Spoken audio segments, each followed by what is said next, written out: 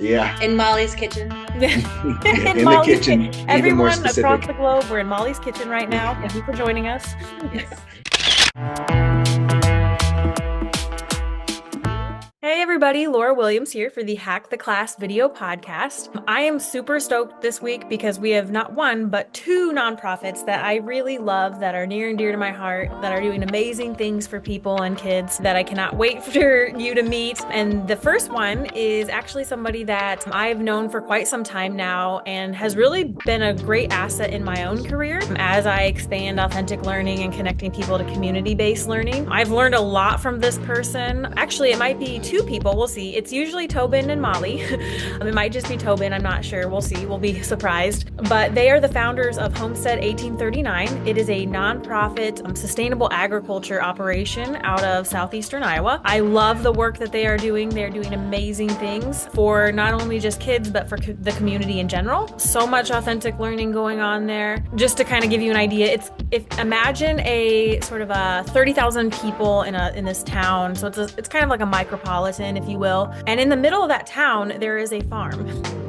And this farm is doing amazing things. They're feeding the community. They're creating opportunities for people to learn and engage and love the land. But imagine this farm in the middle of town where there's businesses and residential and organizations like all around.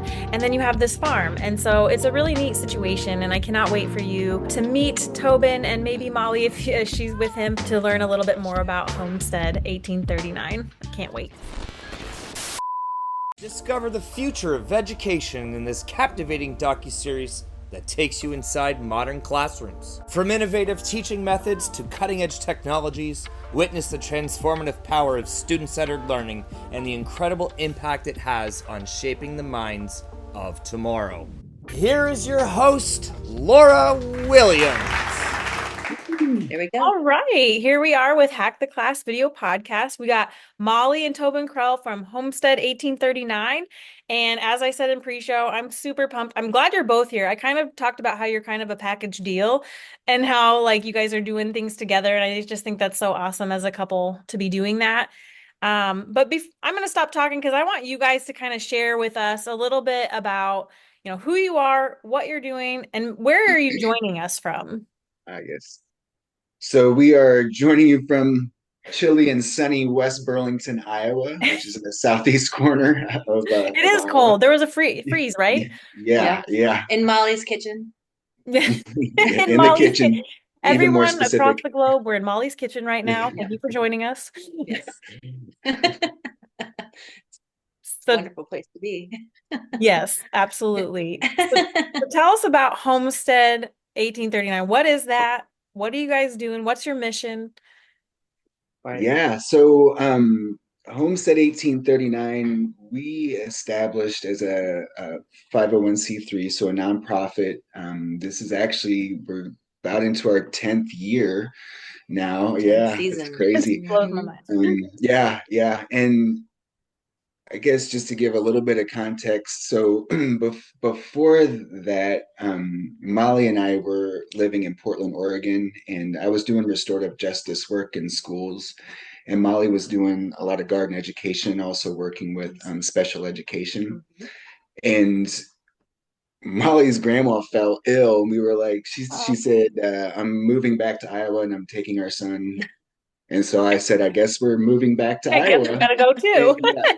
That abrupt, kind of. I was like in the field in Portland. It was getting really big and congested, and we were at that point of being there for 10 years. We also were thinking of changes as well. And so I go, well, to kind of figure this out before we figure this out. We've always wanted to do this sort of thing. Yeah, so this sort of thing is like, really, we wanted to bring back all the stuff that we learned from the Pacific Northwest and bring it back here to Iowa. So go ahead. And to be able to do that in a place in the West Coast is super expensive. And so when we realized that there's a bunch of opportunity back here with land and buildings and such that we could utilize, it was like kind of a give it and take care of family for, a little while. I was like, okay, this is falling into place. This is making sense. We should do this. And so that's kind of how it happened. And so where we are is actually Molly's family had homesteaded. So they've been here since 1839, hence Yep. so for a very, very long time. And there's about 30 acres right now that we manage, and we're really focused on food security and service learning. So, I've worked in schools all across the country, and like one thing that seems to be prevalent across the country is hunger is a huge issue. So just that food insecurity piece. Mhm. And it's wild to think like, if you have a child who's not having their basic needs met, like Yeah. how can you even begin to expect them to perform at Anything these else? Yeah. right? Yeah, Yeah. yeah. You can't even access the prefrontal cortex functions, to be able to learn. So that's kind of just like a core piece. Like if we don't get that, in place, Mhm. then we're really kind of starting behind the ball, in a number of ways. And then the other piece of it is just around that service learning piece. So really reconnecting youth with their food systems, but also with nature and like everything that goes into that. I mean, we really see, in the work that we do on any given day, we're using English, we're Mhm. using science, we're using math, Yeah, we're we just used the using five yeah, senses yeah, yesterday yeah, with Kids Zone. We're yeah, using all the five senses, and they're only 3 years old, so you're introducing all this stuff at a pretty young age. right. So, And so yeah, that's just kind of our passion is yeah. to get both youth and adults out and kind of learn by doing and be able to yeah, just reconnect in a more meaningful way. I love Which that. helps reconnect the adults too, because I feel like they've been, they just kind of, Oh, 100%. A yeah, hundred it's percent. it's Like I'm reintroducing. Yeah.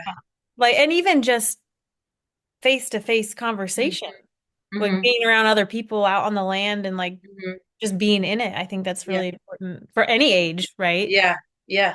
Well, that's Yep. very cool. So what does it look like? So you do service learning. What does service learning on the farm look like for any given age? Or you can give some examples of like what that might look like for different groups of kids or adults coming to the Yeah. to the farm.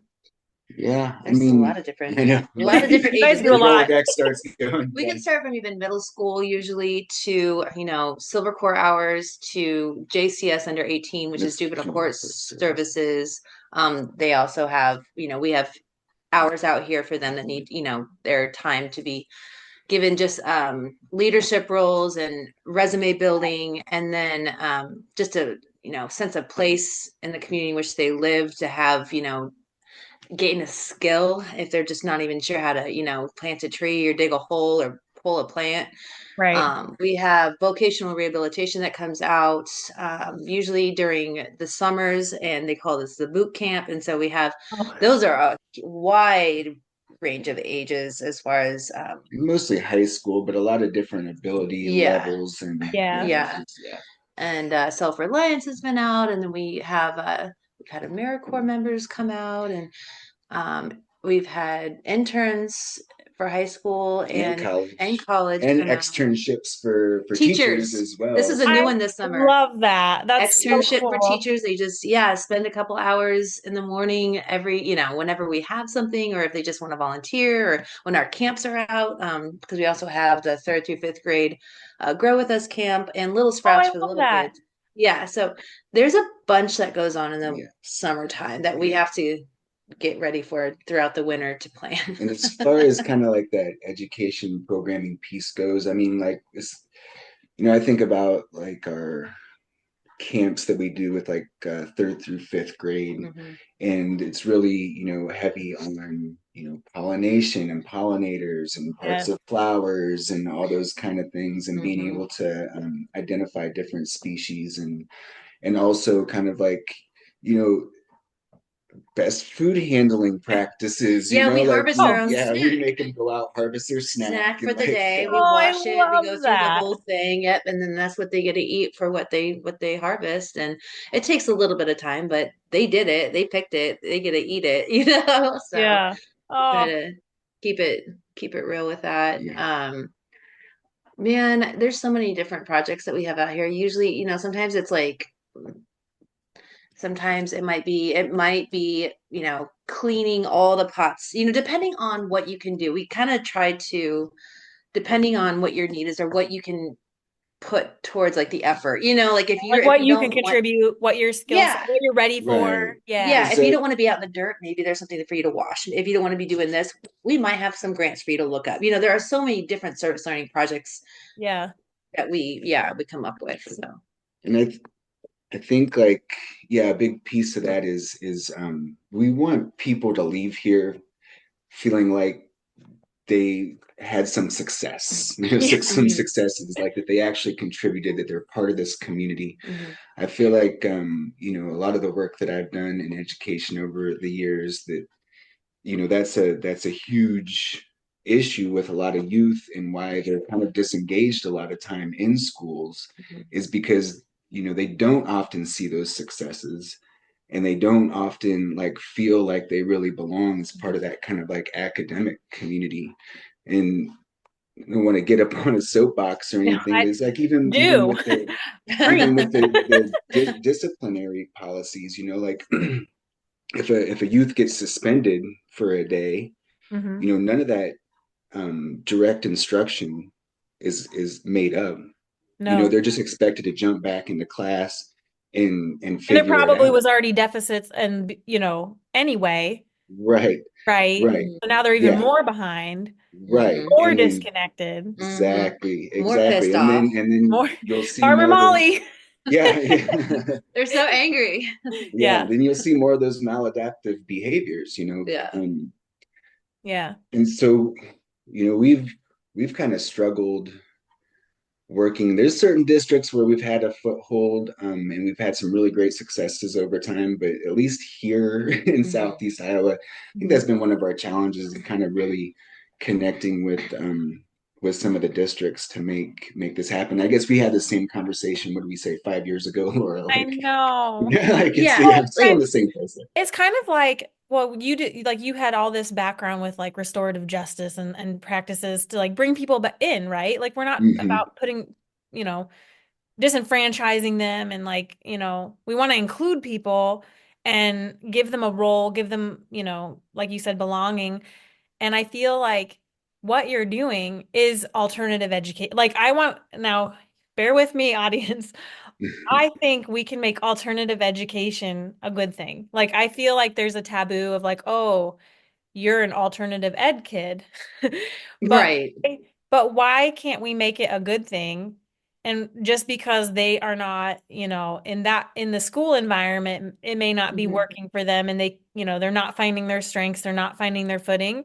But like if they can find it on the farm, if they can find mhm. it, in a different kind of way, in an alternative setting or an alternative Hands-on hands-on. experiences. Yeah. Yeah, because a lot of folks like they can't even focus when, and no, there's some programs out there that you can go to school online at your in your Yeah. home in someplace Yeah. comfortable. You might have some anxiety or some this and that, but there's also like other like there's other things out there too. Like I understand the whole anxiety thing in the school, like, Oh yeah. but if you can get More into and an more. environment that you can have hands-on opportunities with online learning, it can go hand in hand. I don't want this or that. You know what I'm saying? Oh yeah. We could all work together to help with like, I love that. It's like the the, all-in approach. Like mhm, let's like look at the individual and see what they need and like know right. that it's not just the school. Like we have No, community and we have right, partnerships and we have, right, alternative pathways and right. maybe doing a block schedule where you're out at the farm for I that mean, how first cool would that block. be to get like experiences in the world experiences like the NCCC, like you Yeah. have to, help the community in which you live. And whether it's just, I don't know, what we do during part of the time, helping other areas, other organizations, and their missions. But it's just like being a part of it and not just being in the school, being in a box, like being Right. in a building that you can, connect with those who are in the community in which you live. Anyway, we keep saying that. No, But but that's good because I feel like you're modeling it. Like I don't know, and I'm just gonna go, I'm from the area and I don't remember feeling so empowered as a youth. Like I didn't really like there are things going on that I knew nothing about Hmm. And I feel like you're kind of like a bridge into like this is your community. These are, you're learning how things work, Hmm. like how to work with other people and how Hmm. to contribute back. How powerful is like if you're a disengaged kid and then You you can give you back, get them when they're mad, right? You get them when they've already been kicked right? out or already this and that because they've already been through. Like if you can get them Yeah. when they're younger, right? And Yeah. so and then make this all happen at a younger age, elementary, middle school, and then Hmm. have the mediators as high schoolers teaching the smaller, younger children Oh rather yeah. than being intimidated by the Yeah. older kids, because it is, right? Oh But yeah. if they worked with them side by side, it wouldn't be so much like that. Yeah, and back to your point, Laura, like alternative education, it should be like just integrated. I mean, it shouldn't even be Yeah. alternative, No, right? you Right. shouldn't have this separate silo. Isn't that kind of like when you zoom out, you're like, what are we doing? Hmm. You know? Like, why aren't we doing these things? Yeah. Yeah, like you're right, 100%. We should have, and I think that's okay. I think that's the goal of personalized learning. Like, I think Hmm. that every kid is unique and has different needs and they're at different places. I love this concept of like nobody knows how long it'll take anyone to learn anything. Like Right. nobody Right. knows that. No. No. And and yet our system just kind of like sends them through. And if there's a hiccup along the way, well, we'll send you that way. And it's very like machine almost. And I think that's part of and ironically, I think Robotic. machines can help us organize this chaos if we do want to pursue this path of Hmm. personalizing the experience for kids. Like you were saying, Molly, like there are online programs or opportunities or learning. Right. Like, why couldn't we pick and choose? Like, I learn better this way in this for this context, and Hey, I'm going to go to the farm and I'm going to learn, my next generation science standards. And right.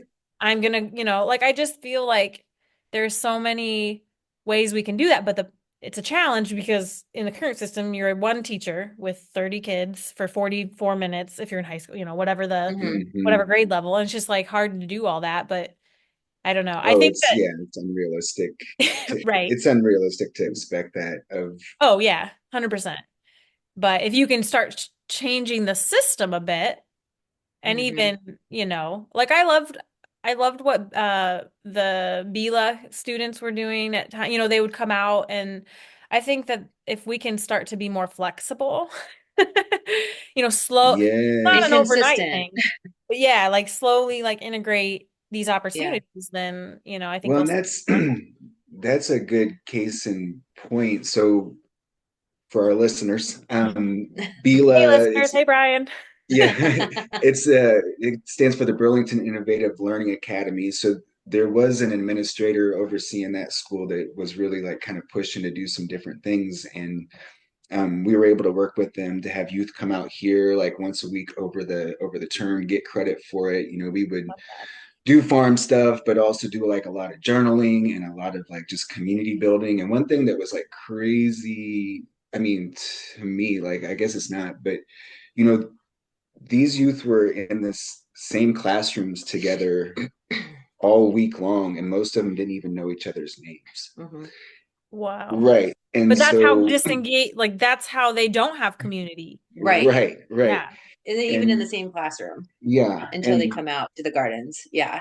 Oh, they were able to build some really strong connections, and like we still have connections with those youth. I mean, they're out there in our community, Hmm. they're starting their own businesses, they're oh, working for public works, they're doing all these things, that.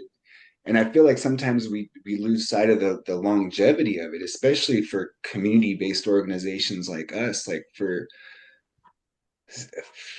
I feel like for a lot of schools, it's just like whatever's right in front of you right then. And then, these kids after their whatever 12 years yeah. of being in this system, or getting through middle school, or getting them through high school, or whatever. Yeah.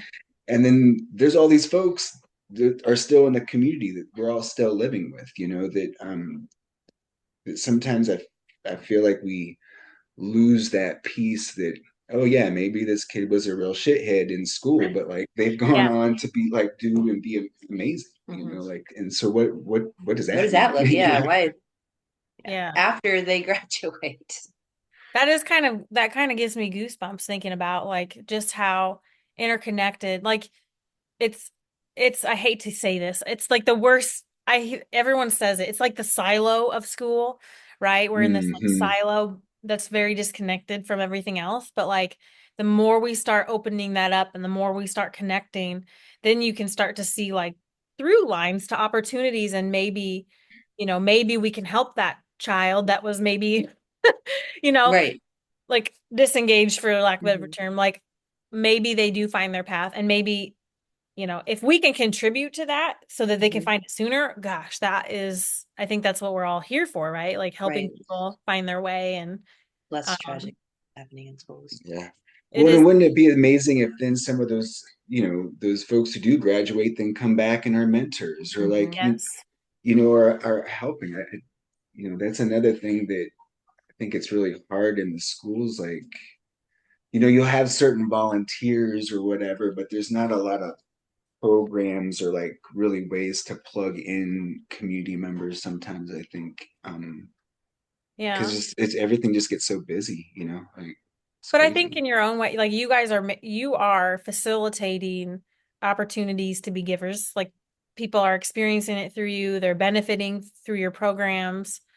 Um, Maybe for some inspiration, because I think there's a lot of people out there that want to do good. I mean, that's probably why they became a teacher, right? Like every Hmm. teacher in this planet wants to do good things and give back and be of service to kids, and that's Absolutely. why they got into it. Hmm. Maybe like just thinking about because this is a sort of a non-traditional way of giving. Um, what is something that like a like a what keeps you going? Like, is there a success story or something that really fills your cup that, because obviously, like, this work is challenging. We can totally unpack that next. Like, what is it Yeah, like working at a nonprofit? right. What are the challenges? But, like, obviously, you're into 10 years. That's amazing for a nonprofit. Um, what keeps you going? Tell us a little bit more about that. I think that can hopefully inspire us to like see the world a different way. Yeah.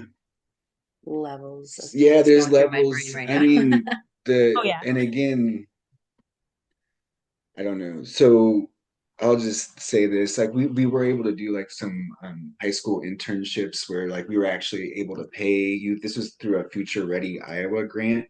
Okay. And so we were able to, pay youth, have paid internships, and we did like kind of like entrance and post surveys for them, exit surveys.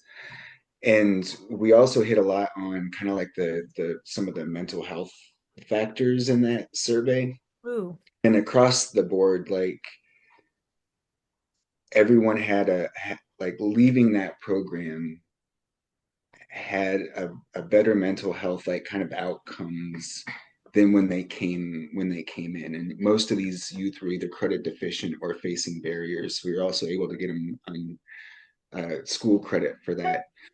That's But I amazing. think like that didn't even matter to them. And at the end of that experience, they didn't even care to get paid. They kept coming out, even Yeah. after the So many internship different, was like, over. think about this. Like, yeah, Yeah, absolutely, you yeah. know.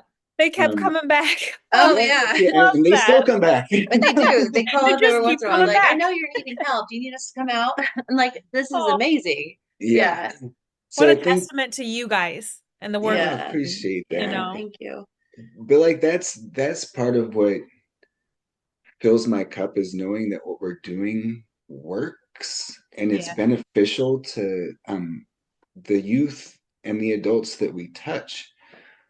Um, Now there are, some challenges as far as like, okay, for a nonprofit, you have to do a lot of donation, ask for donations, write grants, stuff like that. And so if that came a little easier, that Yes. would that would make, just the other end of it just a little bit more easier. But that's definitely a challenge what as far fills your as cup? what fills my cup. Is That I mean, definitely, Molly's farmer Molly, but also business Molly. Molly Yeah, has to yeah. get all the paperwork together. yeah, like when the community sees every once in a while what we do, what we try to successfully do each year fills my cup. Like when we um when I do post, on Facebook, and we do have write-ups in the newspaper, and then we come back with the feedback and what great things that we're doing in the community, I feel really inspired to keep going. When we do get this grant money, or when we do get a donation that we don't know that we're going to get, I feel like, oh shit, we are supposed to be doing this still, right? Like, because They it see pushes us. you. They see Yeah, that. like Yeah. it pushes you, keeps going, because it is hard. It is really hard sometimes. And sometimes you double think and are like, okay, are we still supposed to be doing this? Because I feel like we're at a standstill. But then all of a sudden, somebody hears you, and somebody we get something in the mail. We're like, okay, yep, okay, here we go. We're going to do another year. We're going to do another 3 years. And so even with the partnership with United Way, that has boosted our confidence. And do I keep doing this? I get really I excited. don't know if that's coming through on the audio. She's like Yes. pounding on the table. That's awesome. So United Way, tell me about that partnership. How does that, because I think like a lot of nonprofits, if you're thinking about a nonprofit, or maybe you're a teacher listening to this and you're like, I want to get involved, or I want to, contribute, or, I want to maybe start a nonprofit, all the learning that can go on from just engaging with this. Um, how do partnerships play into that? Like, so United Way, tell me more. Yeah, go ahead. Yeah. Well, so we've worked very hard to get partnerships with all kinds of It takes years community, to be consistent. organizations, Yeah, including schools, yeah, vocational rehabilitation, yeah, like we had mentioned, juvenile court services, like all the other folks, like governmental organizations, yeah. from Right. the city to the county to the state, um, and To the parks. yeah, and that's been a huge, I think, strength of ours, is just continually building those coalitions, and it kind of culminated. So Molly had mentioned the United Way funding, and we were able to get funding this last year. Is the first year we were able to get funding. We went to them early on, and Mm-hmm. we told them what we were doing, and it was a different director and stuff at that point. But they told us, well, we don't need to give you money because you're doing what the schools should be doing. This So was right, this was years right, ago. yeah, This isn't who is director right, now. right, Yeah. right. And so it's like, wow, okay, that leaves us like, where do you even go with that? Yeah. So fast forward about 7 or 8 years, and some new leadership came into the local United Way organization, and we sat down and talked with them, and they were really excited about what we were doing. Oh, And that's honestly, like that kind of support took us from like subsistence, like to yeah. being able to Like actually, scraping by to like, hey, maybe we yeah, we could like plan some good stuff. yeah, or just not, be afraid that we can't pay Do it the the next water year. bill or the, Yeah. whatever. Right. Oh, see? Yeah. Yeah, like it Yeah. got gets down that thick. That's kind of what Molly was saying. There's times like, well, I don't know how we're going to make the bills, and then Yeah. something, kind of comes through, and we just keep on pushing. Mm-hmm. But that's been absolutely huge, and I think it's also kind of like you were saying, 10 years, it takes time to establish. You think about like even the restaurant industry, you got to say you got to, or any kind of business really, you Mm-hmm. have to plan for at least 5 years Mm-hmm. that you're Yeah. not going to make any money, Any money. Yeah. before you can begin to like have any kind of a foothold. So I think, yeah, just being able to connect with folks like United Way and other funders like that in this local area is kind of, yeah, I think giving us a little, I don't know, just And more, Wiggle. yeah, yeah, I want to more say wiggle stability. room, but like, Yeah, right. a yeah. little Yeah. more wiggle room, and it keeps us more forward thinking too, because we do have really cool things that we want to keep doing. We want to build a kitchen, but that's going to cost a lot I of love that idea. a bit of money, to get a Yeah. commercial kitchen to be able to help people learn how to preserve and to do how to's and all that stuff. Like, we would love for that to happen. We would love to grow more food with, as far as having more people out here to be able to. Another way for people to help is to donate their time, or to, I know it's hard to find time, to come out, but like the more people that are Listeners, out you here. need a retreat, a learning retreat. Come to Yeah. Iowa. Molly Yeah. Golden will show you the way. It'll be a great time. There's plenty of Yeah. places to stay in the area, Yeah. and Yeah. I could see And that. then also like a veggie mobile, like we could definitely bring more to the community if we just had some, like a vehicle that would be able to get us there as well. There's some things and There's that so many things. Yeah. would go another more level. Yeah. take us to different levels if we just could find that grant, or if if people do like grant writing and they know how to uh, send us a lead to, like, okay, this is a grant that you could possibly write or be a part of to maybe get that veggie mobile or that transit or even a commercial kitchen. We want to hear about it. Like, we want to hear, like, because that's not my natural thing. Like, I don't grant write. I would love to, but Yeah. we just don't have a Yeah, lot of me time. too. I try. I try my damnedest. Oh, But Oh, I goodness. love, yeah, it would be nice to know where else to look. And, yeah. Well, I and love like a lot of I non. Oh, go ahead. Oh, sorry. I was just gonna say, I love Molly. I love that, like, you're you're in this like with your whole heart. Like yeah, you're learning all these things as you go. And like, yeah, I just think that this is just the epitome of authentic learning. Like, that is 10 years ago, you're like, I didn't know I'd be, looking at the books or doing the tag, like of a nonprofit. And now you're thinking through that. And I just love that. And I think there's a lot people could learn from you. But if they're listening to this and you have some leads for Molly, definitely get in touch. And I think right now is a good time. Like, how do uh, people get a hold of you? How do they follow yeah, you? Like on social? How do they, if they want to give, like help you get yep, that kitchen, how do yeah. they do that?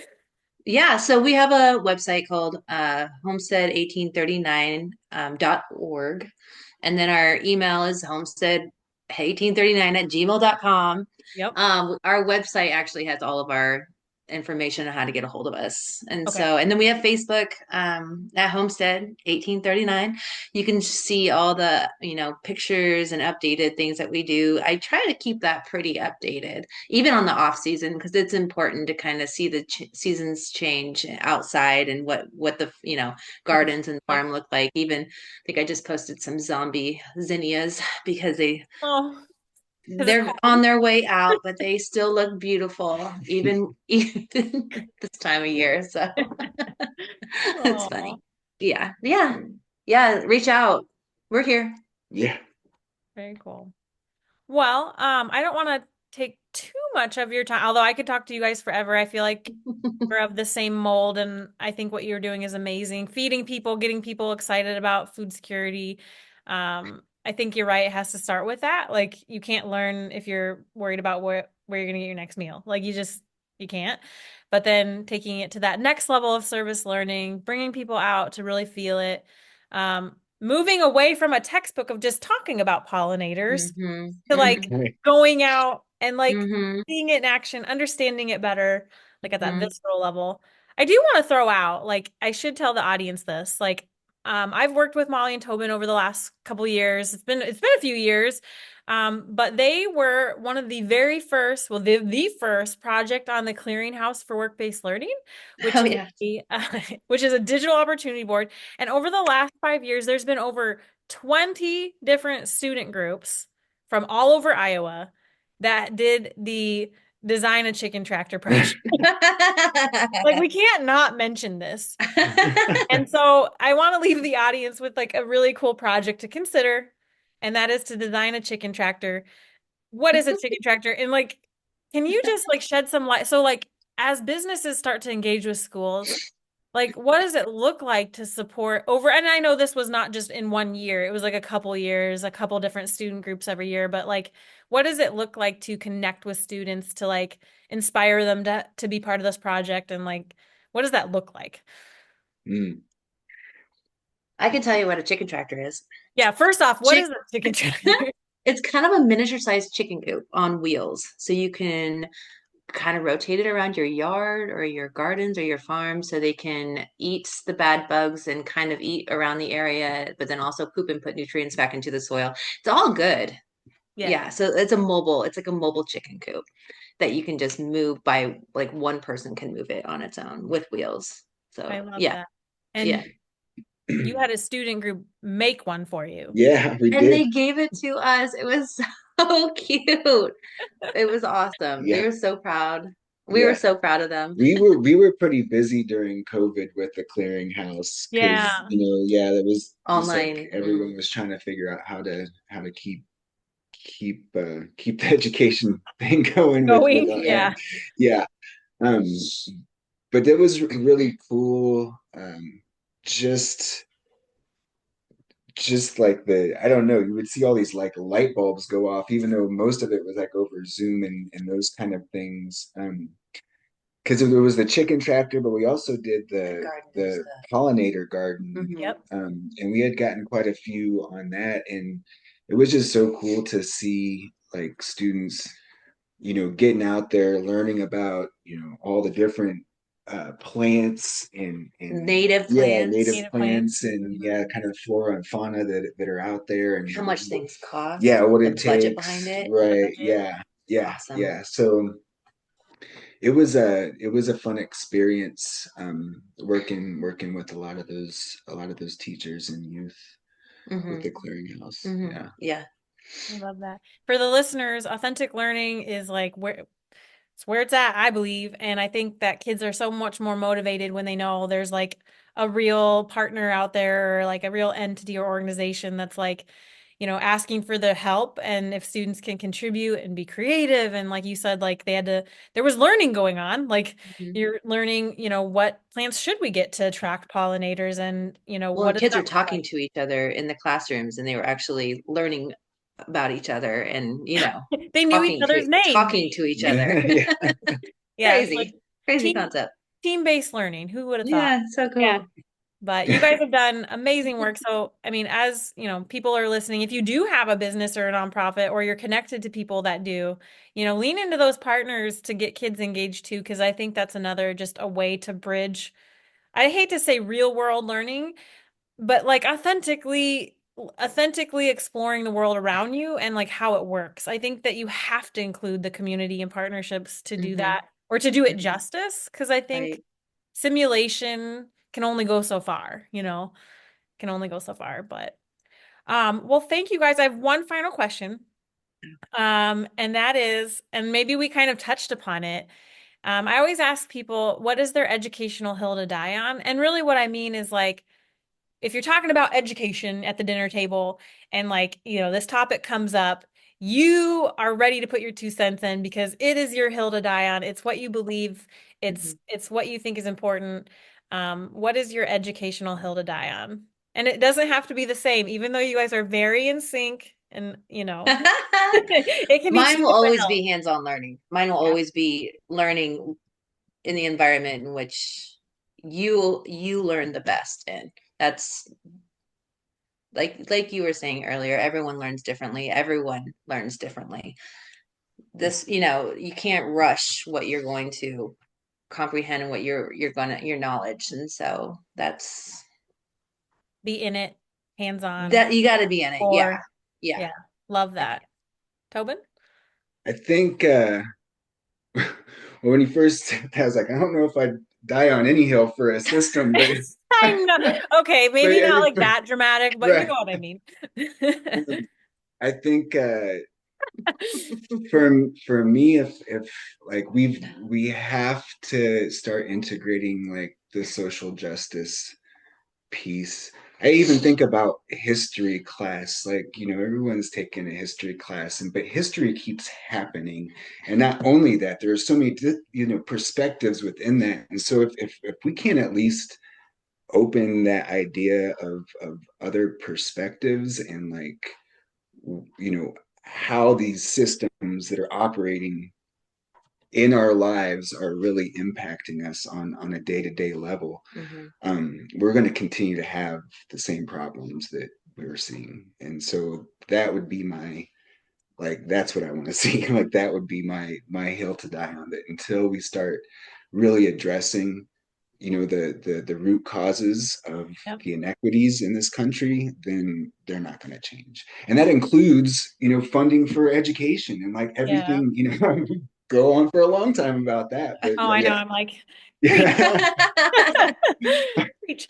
Yeah, no, 100%. And that's I'm actually reading a book called Despite the Best Intentions. Mm. And it's looking at those things that maybe are not as visible to people, like they're in these systems, it's not as visible, and you're trying to do good, but there are things that are in place that are inhibiting, um, people or holding people back in ways. And so, I think that that's really important. I'll follow you up that hill. Yeah. Okay. Awesome. All right, let's do Yeah, this. leave it at that. Leave it at that. I'll Oh, leave it at that. you guys are awesome. Thank you so much for being here. Keep, Thank you, Laura. keep doing the good work. Definitely reach out. I'm gonna, you know what? I need to come to the farm. I'm gonna put that on my to-do list. I'd like to Yes. some of my time when I come back down to Southeast Iowa.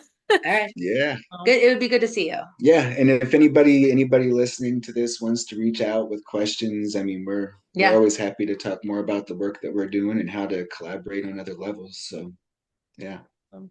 Awesome. Thank you guys. Have a great rest of Thank you.